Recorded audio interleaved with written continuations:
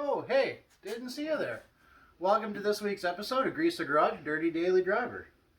Today we're going to have a look at my 1962 Mercury Comet. This car has gone through a couple engines now, and the one that's currently sitting in it is from a 78 Ford something or other. It's a 200 cubic inch straight six. Now, I had got this motor a while back and actually got it fired up, and it seemed to be running okay. But I figure what we'll do is we'll do a compression test on this car just to see what kind of compression she's actually pulling. See, when I got this motor back for this car, I actually traded it for a box of timbits, or well, the price of one, so about 20 bucks. So we've actually talked about compression tests in previous videos and never really got around to doing her. So I figure we might as well go through the steps and take you along for the journey. I'll meet you guys over by the bench there in a second. I'm just going to finish squaring this away. Okay, so the tools that we're going to need for this job are very simple. We're going to need a ratchet. I'm using a 3/8 inch ratchet driver, an extender with a 13/16 socket. This is a socket specialized for removing spark plugs. 13/16 happen to be the socket needed by the Comet, but your car may be different. Also, I'm using this fancy mess of extensions and sockets, which correspond to this scrap bolt. This is going to be used to plug our fuel line so we don't get any fuel into our system, but we'll talk more on that in a minute. Screwdriver here for taking off the fuel line. Just a scrap piece of paper and pen so we can write down our compression results. And the most important thing, the actual compression tester. This kit comes with a whole bunch of different adapters depending on what kind of engine block you got. But the default one, that's this guy right here, is the same thread pitch as with the engine block thread pitch, so it'll plug right in. And then the most important piece, the actual compression dial itself. It's kind of a little pressure release valve right there on the side. Big analog dial you can read and see what pressures you're pushing. And again, we'll talk a bit more about that when we get back to the car. So that's pretty well it for the tools we're going to need. Probably end up using a rag or two just as we clean things up and make a bit of a mess. And if we want to get really fancy, we might throw in some tape just to label the spark plug wires so we don't make a big mess of it and have to trace them each out by hand. But again, I'll meet you guys over by the car here and I'll start getting the tools over in place. Hold up, pro tip. Baker trays make excellent tool trays, catch trays, welding trays, whatever you need them for. Just make sure you have full permission of the person who owned it before you, before using it in the garage. You could end yourself up in a whole world of heat and trouble. Okay, now we're back at the car. First thing we're going to do here is we're going to remove the fuel line to separate it so we don't end up getting any fuel in there, getting into our compression tester, and potentially trying to start the car while we're trying to do this test. So I get you guys come on in here and have a look. I'll show you how it's done.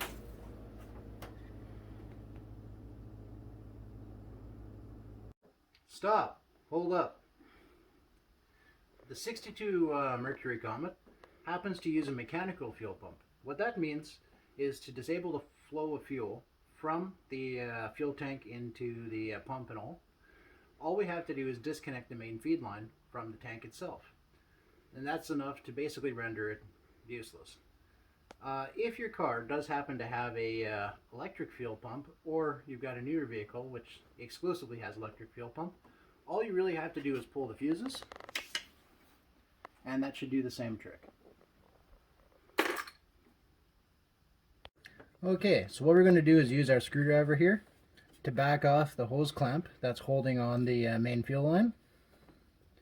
Once she's good and loose, what we're going to do is just massage it back as such. Take that scrap bolt we had, kind of jam it in there, and then tighten it back down.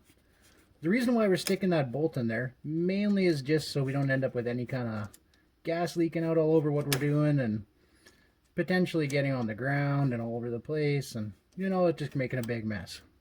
So if she's good and tight, what we'll do, just kind of tuck it out of the way so it's not going to get in our way at all, and then yeah, that's pretty well it for disabling this fuel pump.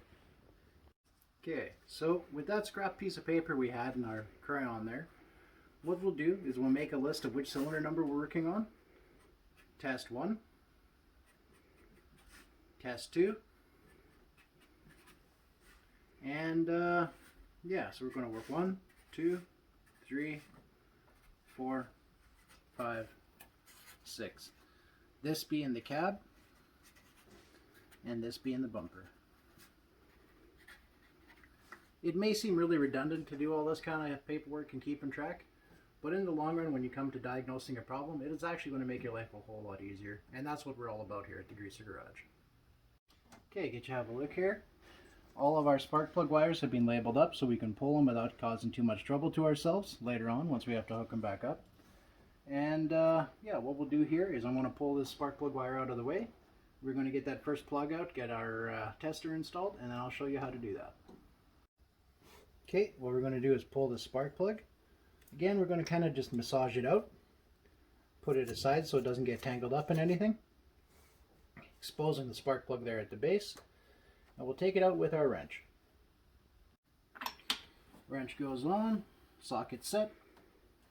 Make sure you turn it lefty-loosey. That's the important way. If you go to the right, it'll end up over-tightening, and that could end up breaking or cracking the spark plug, which is something we definitely don't want to see happen today. That should be about it. Now she's good and loose. We'll just pull it out of the block, and we're going to put this aside because it looks in pretty good shape, not too bad at all. And we'll thread in the tester next. Okay, just having a quick little peek here at the spark plug, just in case you're curious. You can see there's a little bit of carbonization on there, but she's really not too bad. These are fairly brand new spark plugs. Little bit of blowback and burning on there, but nothing too crazy. Okay, now we're going to take our tester here and thread it into the block where the spark plug was. And you can see it's just got a little bit of rubber O-ring and threaded line on it, very similar to where the spark plug looks. So we'll go into the block there where the spark plug sat, and just kind of start threading it in.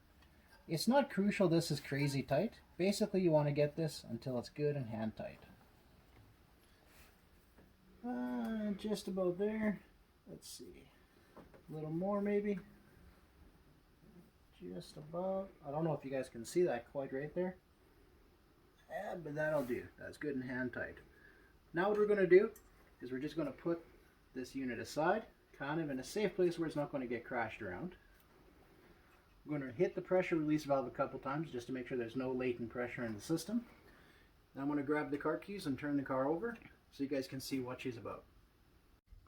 Okay, first thing we're going to do is put the transmission, make sure we're in neutral.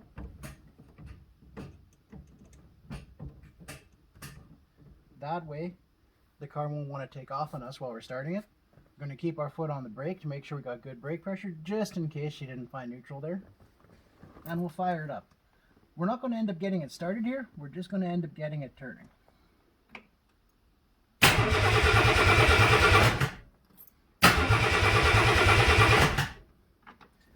That should be enough to have a look and see what kind of compression we're getting on the gauge.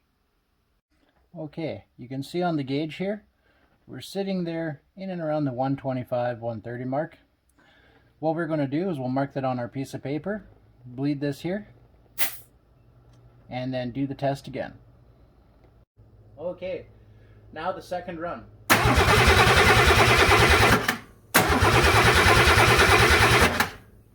Okay, let's have a look at that. Release the pressure again.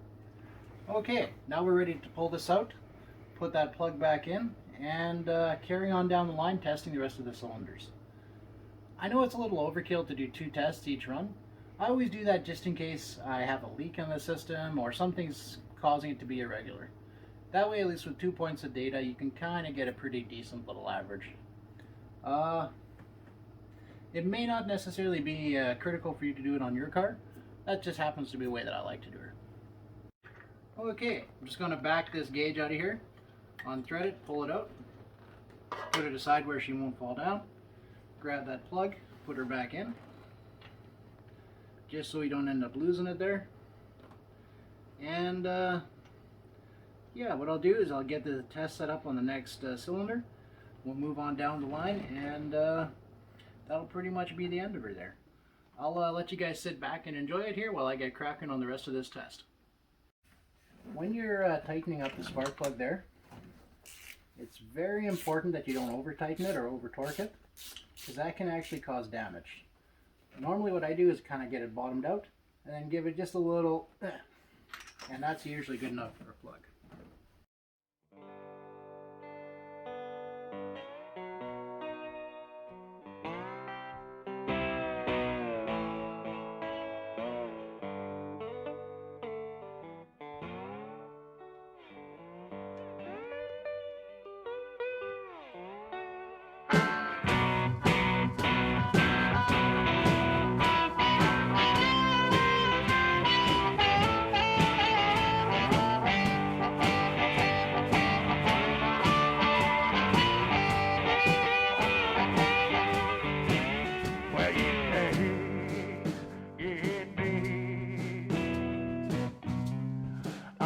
From a ball, can't get no loving while your man is gone.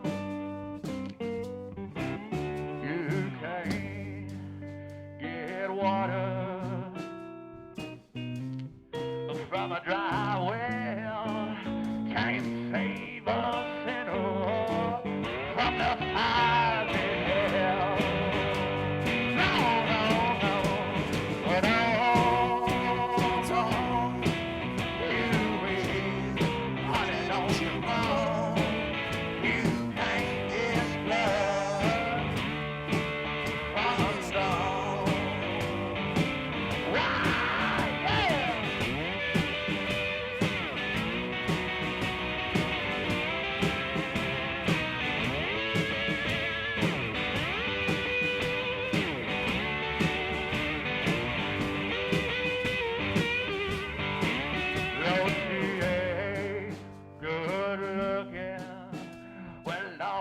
She takes her time.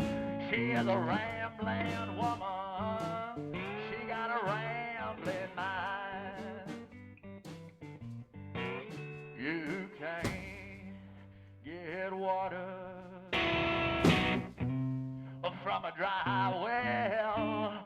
Can't save a sinner from the fire in hell.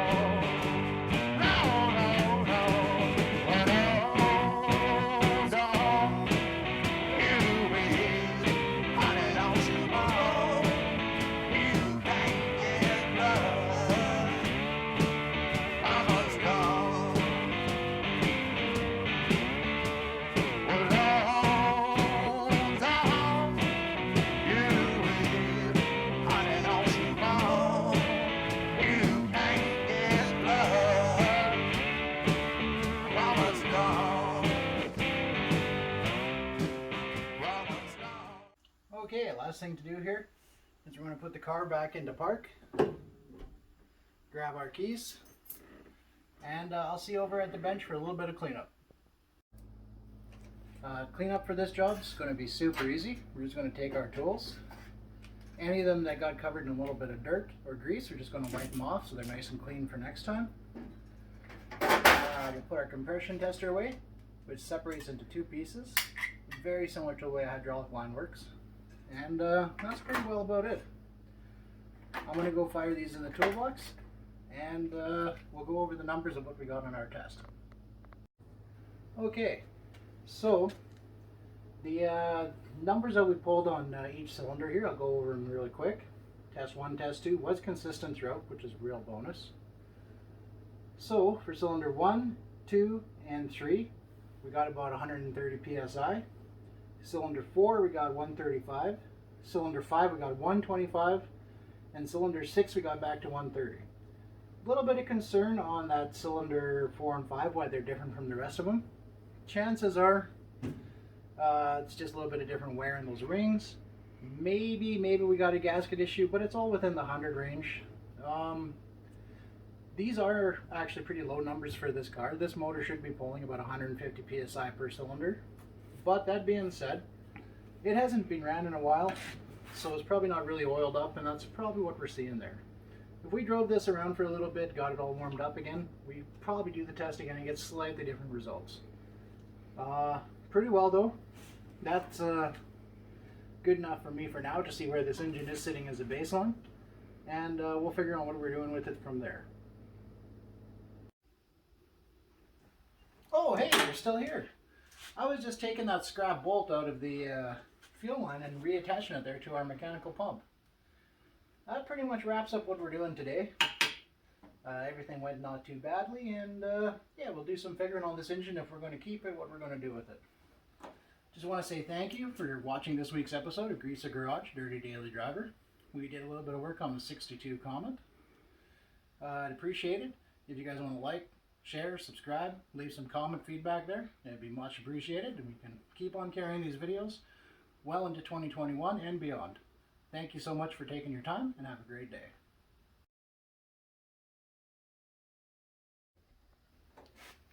That was... Ah! Okay, we should redo that one. You look like you were a deer stuck in the headlights.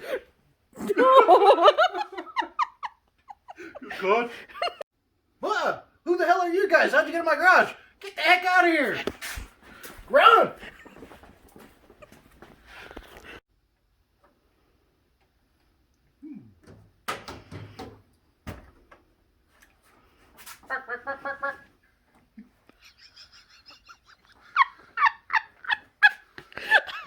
No more fooling around. Car stuff is serious business. Hoorah! This is what a man does, brother. Hell yeah. Sorry, Shade Tree. Go on!